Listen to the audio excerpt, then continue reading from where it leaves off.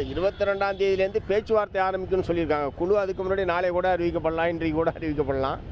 பேச்சுவார்த்தை என்பது சட்டமன்ற கூட்டத்தொடர் முடிஞ்சதற்கு பிறகு 22ஆம் தேதியிலிருந்து துவங்கும் என்று அறிவிச்சிருக்கிறாங்க.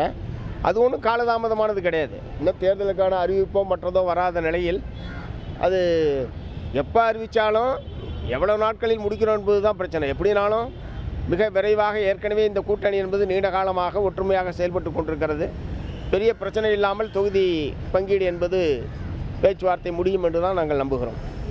70 நாளாக காங்கிரஸ் அறிவிப்புக்குழு அமைச்சு இது வரைக்கும் பேச்சுவார்த்தையே வரல அப்படின்னு சொல்லி டெல்லியில் அவங்களோட வேதனையை பதிவு செஞ்சுருக்காங்க. இது வரைக்கும் ஏன் எங்களை கூப்பிடவே இல்லை, திமுக ஏன் கமிட்டி அமைக்கலன்னு சொல்லி ஒரு கேள்வி எழுப்பியிருக்காங்க. இல்லை, வழக்கமாக கூட்டணிக்கு தலைமை தாங்கிற கட்சி முதல்ல பேச்சுவார்த்தைக்கான குழு அமைச்ச பிறகு தான் மற்றவங்கெல்லாம் ஏன் பேசணும்னு கேட்கணும். இந்த முறை தலைகீழாக முதலில் அவர்கள் பேச்சுவார்த்தைக்குள்ளே ஒருவேளை 4-5 மாநிலங்களுக்கு அவங்க அமைச்சாங்களான்னு தெரியல. ஒருவேளை பல மாநிலங்களுக்கு அமைக்கிற போது தமிழ்நாட்டுக்கும் அவர்கள் அமைத்திருக்கலாம். பட்டு தலைமை தாங்குகிற கட்சி என்கிற முறையில் திராவிட முன்னேற்ற கழகம் பேச்சுவார்த்தைக்கான குழுவை அமைக்காத நிலையில் பேச்சுவார்த்தைக்கு அழைக்கவில்லை என்கிற பிரச்சனை இருக்கிற மாதிரி தெரியல. இல்லை, 22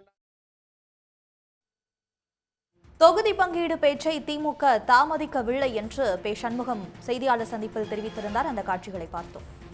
உடனுக்குடன் செய்திகளை தெரிந்து கொள்ள சன் நியூஸ் பெல் ஐகானை கிளிக் பண்ணுங்க.